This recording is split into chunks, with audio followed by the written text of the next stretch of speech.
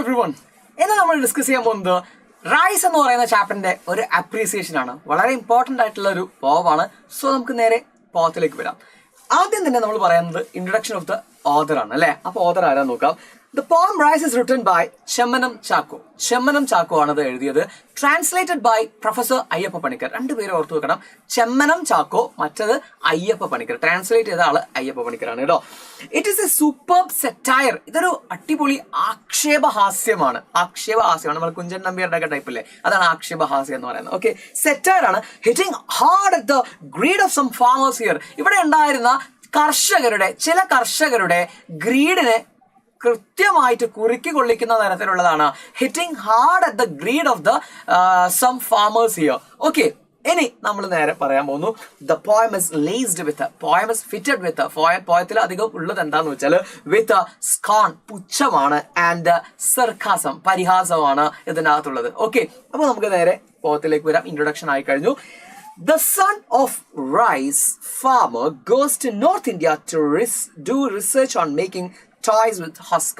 Point തുടങ്ങുന്നതിന് നമ്മൾ കാണുന്നത് the son of a rice farmer, ഒരു റൈസ് ഫാമറിന്റെ മകൻ, ഒരു എന്താ പറയാ, അരി കൃഷി ചെയ്യുന്ന, നെല്ല് കൃഷി ചെയ്യുന്ന ഒരു കർഷകന്റെ മകൻ ദൂരെ ഡൽഹിയിലേക്ക് പോവുകയാണ്, നോർത്ത് ഇന്ത്യയിലേക്ക് പോവുകയാണ്. എന്ത് പഠിക്കാൻ വേണ്ടിയിട്ട്? To do research on making toys with husk. Husk കൊണ്ട്, ഹസ്ക് എന്ന് പറഞ്ഞാൽ ഇതാണ് ഉമി അല്ലെ, ഈ നെല്ല് വേർതിരിച്ച് കിട്ടിക്കഴിഞ്ഞാൽ ഉണ്ടാവുന്ന ആ ഒരു വേസ്റ്റ്, അതാണ്. അപ്പോ ഈ ഉമിയിൽ നിന്നും toys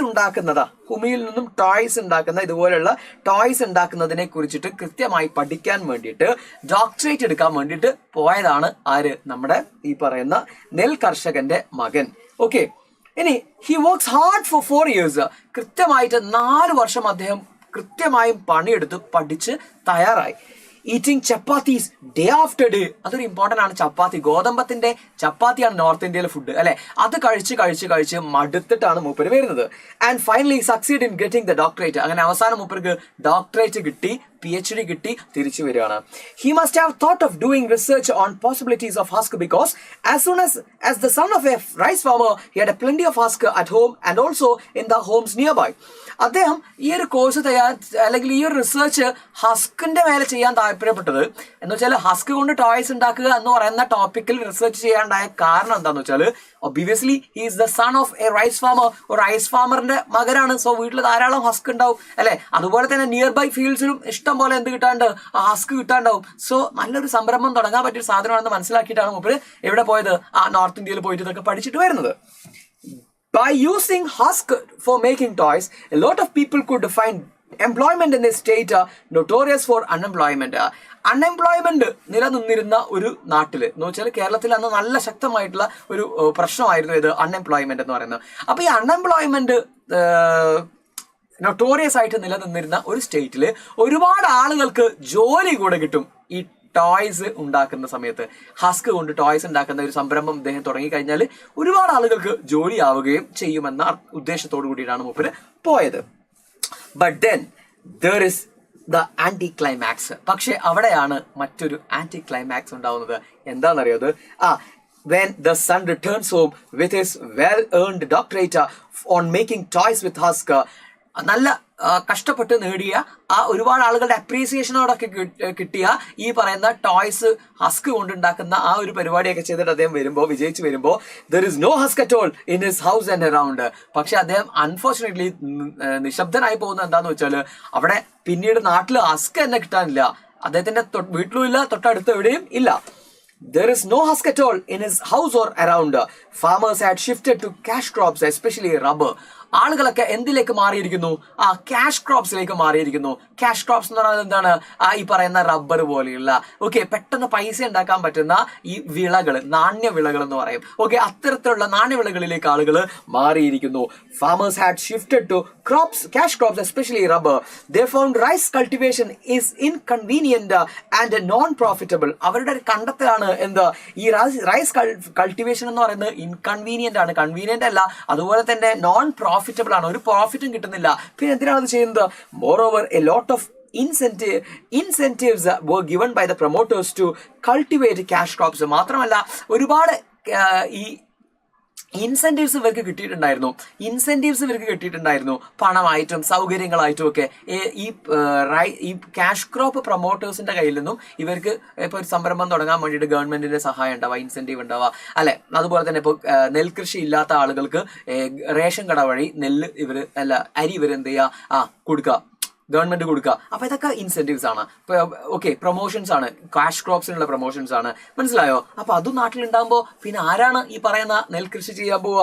the son finds his father watching people setting up a machine for making rubber sheets. നാട്ടിലെത്തിയ മകൻ കാണുന്നത് തന്റെ അച്ഛൻ വളരെ സന്തോഷത്തോട് കൂടിയിട്ട് ഈ പറയുന്ന ക്യൂരിയോസിറ്റി ഒന്നും ഇല്ലാതെ, മഴ പെയ്യോ വെള്ളം കിട്ടുമോ എന്നുള്ള ക്യൂരിയോസിറ്റി ഒന്നും ഇല്ലാതെ വളരെ ഹാപ്പി ആയിട്ട് ഈ ഇദ്ദേഹത്തിന്റെ ഒരു മെഷീൻ ഫിക്സ് ചെയ്യുന്ന ജോലിക്കാരെ നോക്കിയിട്ടാണ് അദ്ദേഹം നിൽക്കുന്നത്. റബ്ബറിന്റെ മെഷീൻ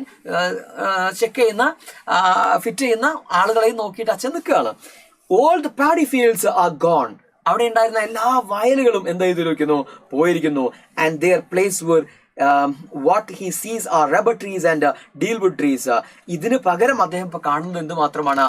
ഈ പറയുന്ന വലിയ റബ്ബർ മരങ്ങളും അതുപോലെ തന്നെ ഈ പറയുന്ന ഡീൽവുഡ് മരങ്ങളും. ഓക്കെ, വാണിജ്യ ഉപയോഗത്തിന് മാത്രം ഉപയോഗിക്കുന്ന ഡീൽവുഡ് മരങ്ങൾ മാത്രമാണ് അദ്ദേഹം ഇവിടെ കാണുന്നത്. Next, there is bit sarcasm in the description of the chief minister flying to the center to request for more food grains to feed the people here. There is a biting sarcasm. ഒരു എന്താ പറയുക, പരിഹാസം ഇവിടെ ഉണ്ട്. എന്താ പരിഹാസം എന്നറിയോ?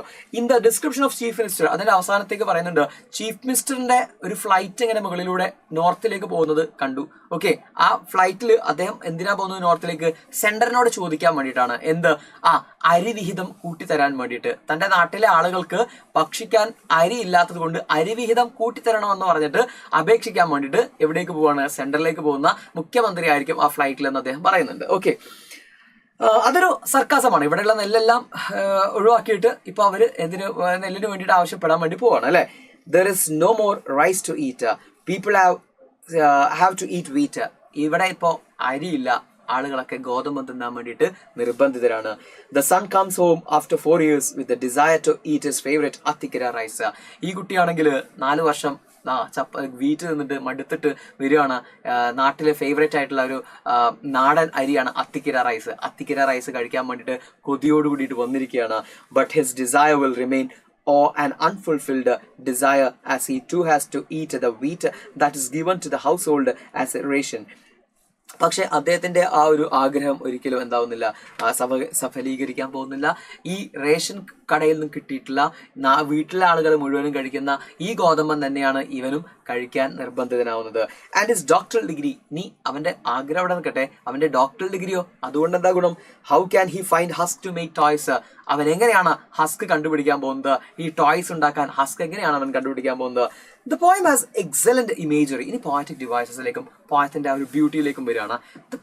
The poem has excellent imagery, നല്ല മനോഹരമായിട്ടുള്ള ഇമേജസ് നമുക്ക് കാണിക്കുന്നുണ്ട്. ഫോർ എക്സാമ്പിൾ നമ്മുടെ റബ്ബർ ഫീൽഡ്സ് ആണെങ്കിലും പാഡി ഫീൽഡ്സ് ആണെങ്കിലും അച്ഛൻ അതിനെ കാള് പൂട്ടുന്നതാണെങ്കിലും അങ്ങനെ ഒരുപാട് വിഷ്വൽ ഇമേജസും അതുപോലെ ഓഡിറ്ററി ഇമേജസ് ഒക്കെ നമുക്ക് നൽകുന്നുണ്ട്. Okay, the poet has used a number of Malayalam words in the poem. മാത്രമല്ല പോയറ്റ് ഇതിനകത്ത് ഒരുപാട് നമ്പർ മലയാളം വേർഡ്സും യൂസ് ചെയ്യുന്നുണ്ട്. അത്തിക്കിര റൈസ് എന്നൊക്കെ പറയുന്ന പോലെ മോഡേൺ അരി അല്ലെ, ഒരുപാട് വേർഡ്സ് യൂസ് ചെയ്യുന്നുണ്ട്. ദ ലാംഗ്വേജ് ഇസ് കൊളോക്കിയൽ, സാധാരണക്കാരന് മനസ്സിലാവുന്ന കോമൺ ലാംഗ്വേജ് ആണ്. എന്താണ് colloquial language? The stanzas of the poem are irregular. പോയത്തിലെ ഒരു റെഗുലർ ആയിട്ടുള്ള റൈമിങ്ങോ അങ്ങനെയൊന്നുമില്ല, ഇറഗുലർ ആണ്. എന്ന് വെച്ചാൽ ranging from 2 lines to 6. It is a prose poem. ശരിക്കും പറഞ്ഞാൽ അതൊരു കഥ പറയുന്ന പോലെയുള്ള ഒരു പോയമാണ്. ഓക്കെ, അപ്പൊ ഒരു പ്രോസ് പോയം എന്ന് നമുക്ക് പറയാം. പക്ക ഒരു കവിത പോലെയല്ല ഇത് പറഞ്ഞിരിക്കുന്നത്, ഒരു കഥ പറയുന്നത് പോലെ ആണ് പറഞ്ഞിരിക്കുന്നത്. Being a satirical poem, the style is simple, direct and lucid and it suits the theme. ഈ പോം ഒരു സെറ്റാരിക്കൽ ആയതുകൊണ്ട് തന്നെ, ആക്ഷേപഹാസ്യത്തിന്റെ രൂപേണയുള്ളത് ആയതുകൊണ്ട് തന്നെ സ്റ്റൈൽ സിമ്പിൾ, ഇതിന്റെ സ്റ്റൈൽ വളരെ സിമ്പിൾ ആണ്, അതുപോലെ തന്നെ ഡയറക്റ്റ് ആണ്, ലൂസിഡ് ആണ്, and it suits the theme. തീമിന് വളരെയധികം സ്യൂട്ട് ചെയ്യുന്ന രീതിയിലാണ് പോം എഴുതിയിട്ടുള്ളത്. Chemana Chacko has done a good job in showing how the farmers have changed from simple people to shrewd commercially minded people. ഈ ചെമ്മനം ചാക്കോ എന്ന് പറയുന്ന ഈ നമ്മുടെ പോയറ്റ് വളരെ കൃത്യമായിട്ടും ആവിഷ്കരിച്ചിട്ടുണ്ട്, വരച്ച് കാണിച്ചിട്ടുണ്ട്. എങ്ങനെയാണ് ഈ പാവപ്പെട്ട സിമ്പിൾ ആയിട്ടുള്ള ഈ കർഷകര് എങ്ങനെ ഷ്രൂഡായിട്ട്, എങ്ങനെ എന്താ പറയാ, ഈ ഒരു ലാഭക്കണ്ണുകൊണ്ട് കൊമേഴ്ഷ്യലി ലാഭമുണ്ടാക്കുക എന്നൊരു താല്പര്യത്തിലേക്ക് കുറച്ച് ഗ്രീഡി ആയിട്ട് എങ്ങനെ അവർ മാറി എന്നത് കൃത്യമായിട്ടും ആര് വരച്ച് കാണിക്കുന്നുണ്ട്, ചെമ്മനം ചാക്കോ ഈ ചാപ്റ്ററിൽ വരച്ച് കാണിക്കുന്നുണ്ടെന്ന് പറഞ്ഞിട്ട് നിങ്ങൾക്ക് എന്ത് ചെയ്യാം, അവസാനിപ്പിക്കാം. സോ മറക്കരുത് ഒരു കാര്യം, നമ്മുടെ ആദ്യം തന്നെ പോയറ്റിനെ പറ്റി പറയുന്നു, തീം പറയുന്നു, ശേഷം നമ്മുടെ പോയത്തിൽ പറഞ്ഞ അല്ലെങ്കിൽ പോയത്തിലുണ്ടായ സംഭവങ്ങൾ, അതാണ് നമ്മളിപ്പോൾ ഡിസ്കസ് ചെയ്തത്, പറഞ്ഞ കാര്യങ്ങൾ, ദെൻ പോയറ്റിക് ഡിവൈസസ്, ലാസ്റ്റ് നിങ്ങളുടെ ഒരു ഒപ്പീനിയൻ, അതാണ് നമ്മളിപ്പോൾ പറഞ്ഞ ഒറ്റ സെന്റൻസ്. ഓക്കെ, ഇത്രയും കാര്യങ്ങൾ നിങ്ങൾ എഴുതിയാൽ മതി. തന്നിരിക്കുന്ന ഒരു പോയം ഉണ്ടാവും, ആ പോയത്തെ കുറിച്ചിട്ട് നിങ്ങൾ എന്ത് ചെയ്യണം, ഡിസ്കസ് ചെയ്യണം. Okay, thank you.